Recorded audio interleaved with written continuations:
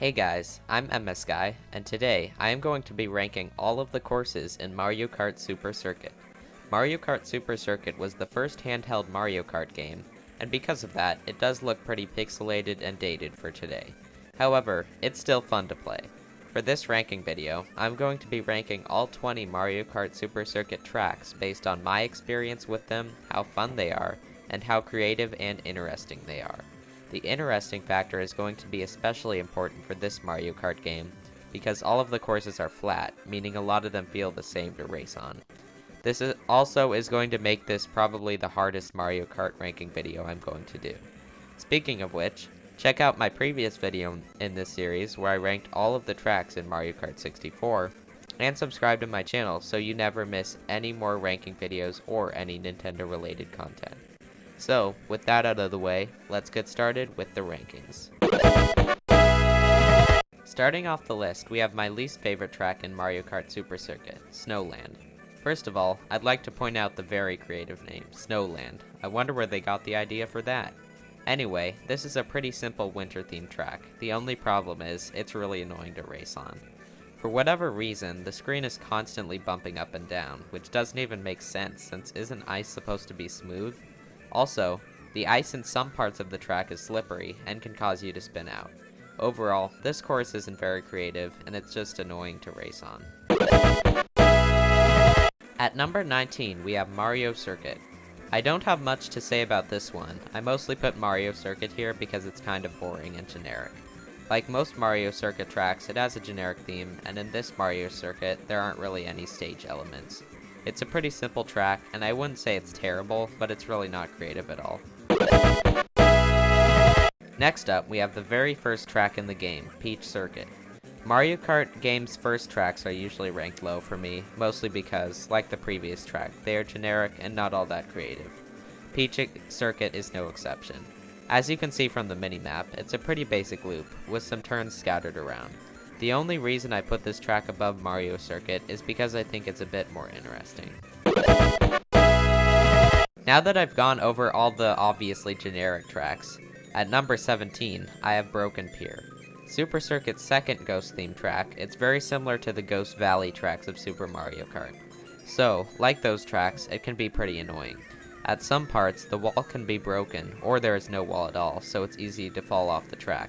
There are also some annoying boo enemies that can slow you down and steal your coins.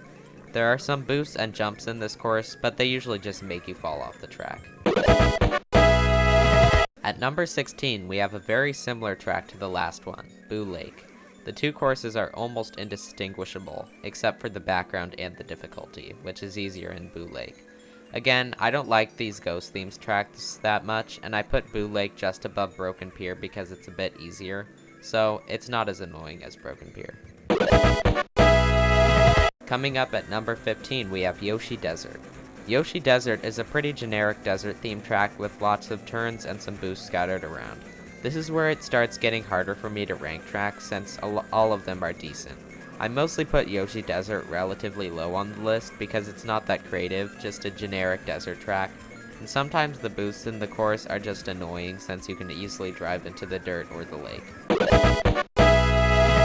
Next up, we have Cheeseland. Cheeseland is technically a totally unique theme, the cheese theme, but it honestly just feels like a desert track. However, I think this one is better than Yoshi Desert. It has some big jumps which are fun to go off of, and the music is pretty upbeat and goes with the course well. It's pretty fun to play on, but I don't like that, again, it is kind of a generic theme that feels like a desert, and besides the big jumps, that there aren't many other interesting track elements. At number 13, we have Shy Guy Beach.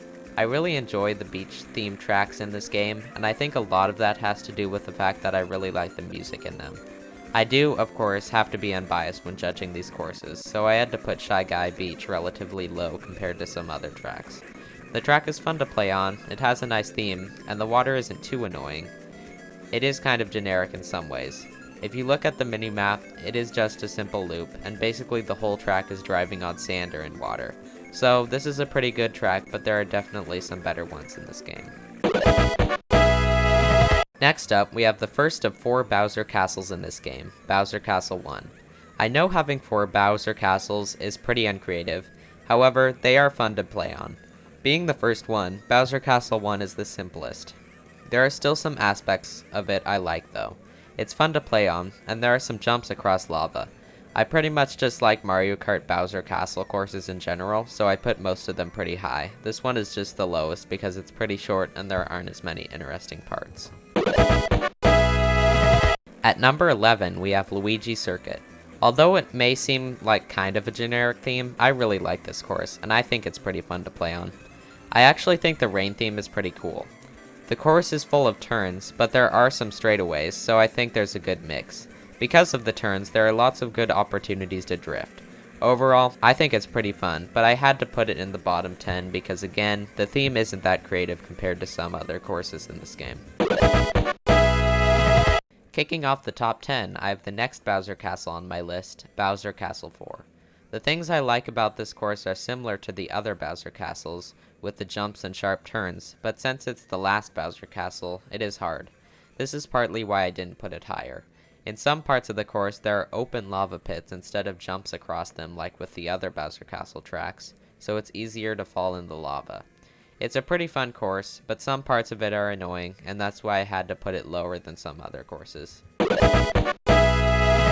At number 9, we have Super Circuit's version of Rainbow Road. In Super Mario Kart, the Rainbow Road has no guardrails. In Mario Kart 64, there were guardrails around the whole course, and here we have something weird. You can jump off of most of the guardrails. This means that if you're good, you can do some pretty cool shortcuts. However, these walls can also be annoying because if you accidentally hit the wall, you can easily fall off. There are also some boosts around the track, which can make it easy to fall off. This is definitely not one of the better Rainbow Roads in the series, and it's pretty hard, but it's still fun to play on. Next up, we have another road, this time Ribbon Road. In Mario Kart 8, this track was completely remade and looks so much better, which definitely makes this original version pale in comparison. However, I still think it's one of the better tracks in Mario Kart Super Circuit. The theme is very unique, with giant presents in the background. As for the track, it starts off with 2 big jumps, and then takes you around a few bends back to the start. There are boosts spread out around the track, which make it fun to race on. The reason this track isn't higher is just because I enjoy the themes of the tracks ahead of it, and besides the jumps and boosts, there aren't many other unique elements to the track. At number 7, we have the first of the park tracks, Riverside Park. I like the theme these courses have. It's set in a jungle, and both of them have bodies of water next to the tracks. Like the name suggests, this one has a river next to the track. Most of this track is filled with turns, mud, grass, and bridges. It also has a big jump right before the end. It might not sound that unique, but for me at least, I always have fun playing on this track. The music also goes pretty well with it. Next up is the third Bowser Castle on this list, Bowser Castle 3. Out of the 4 Bowser Castles, this one has the most unique, and I think the best, background. While most of the Bowser Castle tracks take place inside a castle, this one takes place in a moat outside of the castle. As for the track, it has elements like the other Bowser Castles. There are lots of jumps across lava, thwomps, and like Bowser Castle 4, some places to fall into the lava, but they're easier to avoid. Overall, this course is really fun for me, and it looks pretty cool, too. Kicking off the top 5, we have Sky Garden. In Mario Kart, we often see dark tracks taking place in the sky with all the Rainbow Road tracks. This one offers a brighter sky track, and I think it's really good. The track takes place on clouds, and also has some bridges that can be easy to fall off of. If you have a mushroom, there are also some places where you can take small shortcuts.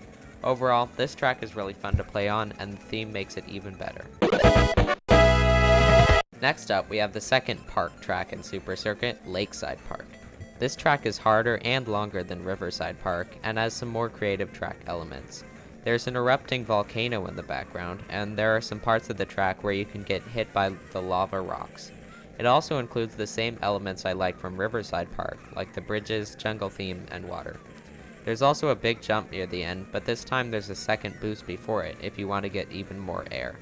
This course has a good difficulty level, and I always have fun when I play on it. Starting off the top 3, I have the second beach theme track in Super Circuit, Cheap Cheap Island, which I think is much better than the first one, Shy Guy Beach. First of all, it has a sunset theme, which looks really nice, for Game Boy Advance standards at least. Cheep Cheep Island has some wide sand parts with some crabs to avoid, and lots of wooden bridges. I especially like the ending, which has a big wooden boardwalk that takes you across the water to the end. This track is really fun to race on, it's not that hard, and the music and theme are amazing. At number 2, I have the final Bowser Castle track, Bowser Castle 2. This Bowser Castle, I think, is much better than the others. This track has 3 sections with jumps across lava. They are fun to go off of, even though you can fall off on some parts. In between the jump sections, there are some regular track sections with thwomps to avoid and some boosts to speed you up. Overall, this is a really fun track and it does many things right, but I think there is one Super Circuit track that is just a bit better. And finally, the best track in Mario Kart Super Circuit is Sunset Wilds. This track, like the name suggests, takes place during sunset, and unlike most other desert tracks, this one takes place in the American Southwest. This theme looks really cool, and the music goes very well with the theme. The music and theme alone could place this track highly, but it's also really fun to race on. As you can see from the minimap, there are lots of turns in this track, but also some straightaways. Unlike other tracks, the boosts in this track often help you go faster, and don't just make you go off-road or fall down. This track is amazing, and truly deserves the title of the best in Mario Kart Super Circuit. So anyway, those are my rankings of the best and worst Mario Kart Super Circuit tracks. If you enjoyed, be sure to leave a like and to tell me what you thought in the comments. Also, I make new Nintendo-related videos every Sunday, and I am going to be ranking all of the Mario Kart Double Dash tracks soon, so subscribe so you never miss that. Again, I hope you enjoyed the video, and I will see you next time. Bye!